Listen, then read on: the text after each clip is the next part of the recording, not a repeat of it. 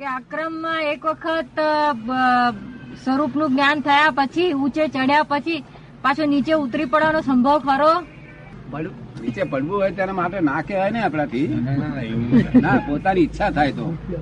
બાકી જો કદી કોઈ પાડી નહીં શકે, બીજી શક્તિ એને પાડી નહીં શકે. સમજ પડી ને? પોતાની ઈચ્છા થાય તેને કઈ પાડે ઈચ્છા થાય એવું કોઈ હોય નહીં ને. પણ છતાં આપણે છૂટ તો રાખવી પડે કે કોઈ કશું મારે કરવું થવું જ છે, બોલો. આપણે ના કહેવાય ને, ડાક્ટર સાહેબ ના કહેવાય આપણાથી. એવું કોઈ ઈચ્છા જ નથી. આત્માની ઝાંખી થાય, સ્વરૂપનું દર્શન થાય, એ આનંદ અનુભવ્યા પછી નીચે ઉતરવાનો સવાલ જ ક્યાં બોલાય? આપણે એક વખત આત્માનો આનંદ પ્રાપ્ત થયો, એ સ્વરૂપની સ્થિતિ પ્રાપ્ત થયા પછી ઈચ્છે તો કેવી રીતે નીચે જાય? કે છે જાય જ નહીં નીચે, પણ એ જાણી જોઈને ખોદી નાખવા માંગતો હોય તો કાલે પણ ખોદી નાખે. પણ એ ખોદી નાખવાની બુદ્ધિ એને ક્યાંથી આવે? હા, એ બુદ્ધિ થી પરે એમ જ આડી કરે, આડી ઊભી કરે. દાદા, પણ એ બુદ્ધિ થી તો એ પરે થાય તો જ એને સ્વરૂપ દર્શન થાય. મારું કહેવાનું છે કે આવું બનતું નથી, 100% બને જ નહીં. પણ છતાં કોઈ કહે છે કે ભાઈ મારે કરવું જ છે, બોલો તમે શું કરશો? 1% મારા માટે રાખ્યો.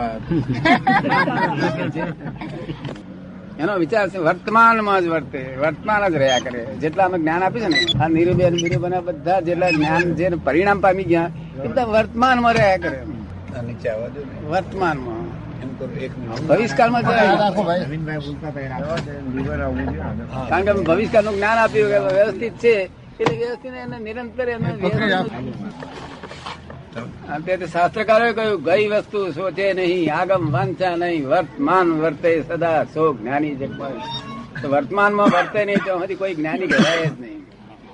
એટલે આપણું આ જ્ઞાન છે ને વર્તમાનમાં વર્તાવનારું છે. કેવું છે? નિરંતર વર્તમાનમાં. આગળ પાછળ વિચાર કરવા જરૂર નથી. પરિક્રમણ એ તો પાછલી વસ્તુ યાદ કરીને પ્રાયશ્ચિત તો કરવું જ ને, એટલે પાછલું યાદ તો કરવું જ ને. પ્રતિક્રમણ એટલે પાછલું યાદ કરીને પ્રાયશ્ચિત કરવું, એટલે પાછું તો યાદ કરવું પડે ને. પ્રતિક્રમણમાં એ યાદ નથી કરવું પડતું. યાદ કરવું એ પૂતગલ થઈ ગયું કહેવાય. શું કહ્યું? હા, તો દેખાય આપણને. જેને તમે યાદ કરવા માંગો છો એ પરિશ્રમ વાળો છૂટી ગયો અને તમને દેખાય એમ કે આ દોષ થયેલો તો આ દોષ થયેલો. ને યાદ કરવું પડે તો યાદ કરવાનું રહે જ નહીં. આમાં આ વિજ્ઞાન પછી યાદ કરવાનું કશું રહેતું નથી. યાદગીરી એ શું છે?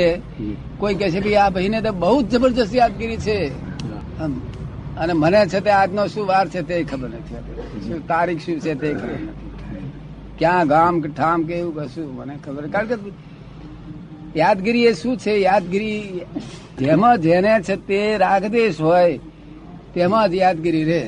શું કહ્યું?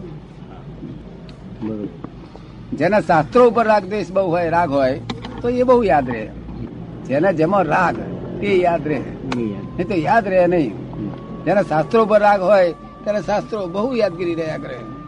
એટલે જે અમને તો એવું રાગદેશ રહ્યા નથી એટલે અમને કશું યાદ જ ના હોય.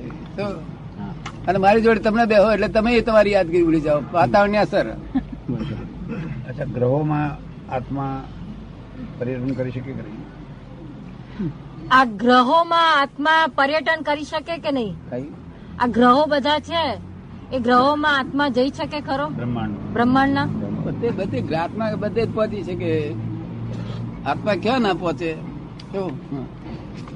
એ કઈ સ્થિતિ? એ કઈ સ્થિતિમાં? એ કઈ સ્થિતિ? એક જ્ઞાનીની સ્થિતિમાં થાય. જયારે અહંકાર ખલાસ થાય ત્યારે આત્મા સૂક્ષ્મ દેહે ફરી શકે. યથેત છે, ફરી શકે પાછું. કેવું? એટલે એને જોવાનો વિકલ્પ કરે તો ને, જાણવાનો. એ જોવાનો જાણવાનો વિકલ્પ કરે તો ને. ના, વિકલ્પ એ નહીં, એમ સહેજા સહેજ જાણવા જવાનું કશું બાકી નહીં રહ્યું. એ તો જાણવા જોવાનો જો કદી વિકલ્પ થાય તો ઉપાધિ થાય. જાણવા જોવાનું કશું બાકી જ નહીં રહ્યું. એનો મૂળ સ્વભાવને જાણી ગયા. શું કહ્યું? અને પેલું ઉપનેવ શું બોલતા હતા તમે? એ ત્રિપદી જાણી ગયા. પછી તો જાણવાનું શું? ઉત્પન્ન થાય છે. ઉપનેવ શું કે છે? ઉત્પન્ન થાય છે, વિનાશ પામે છે, લય થાય છે, સ્થિર છે, અને ધ્રુવતામાં છે. શું કે છે? ઉત્પન્ન થાય છે, લય થાય છે અને ધ્રુવતામાં છે. જો લય ના થાય તો બીજું ઉત્પન્ન ના થાય. માટે લય થાય છે પછી ઉત્પન્ન થાય છે. ઉત્પન્ન થાય છે છતાં લય થાય છે છતાં ધ્રુવતામાં છે. વસ્તુ ધ્રુવ છે પાછી કે છે જો ઉત્પન્ન લય થયા કરતા હોવા છતાં વસ્તુ ધ્રુવ છે. એવું મહાવીર ભગવાન સમજાવવા માટે ત્રિપદીમાં. અને ત્રિપદી તો એવી છે ને કે એ ચોપડવાની, એ પીવાની દવા હતી ત્યારે ચોપડવાની થઈ ગઈ, અને ચોપડવાની હતી તે પી ગયા. શું થયું? ચોપડવાની દવા પી જાય એનું કઈ ફળ આવે ખરું? કઈ ભૂલચૂક થાય? તકલીફ થઈ જાય તેનું આ ફળ છે. હવે એમાં કોઈનો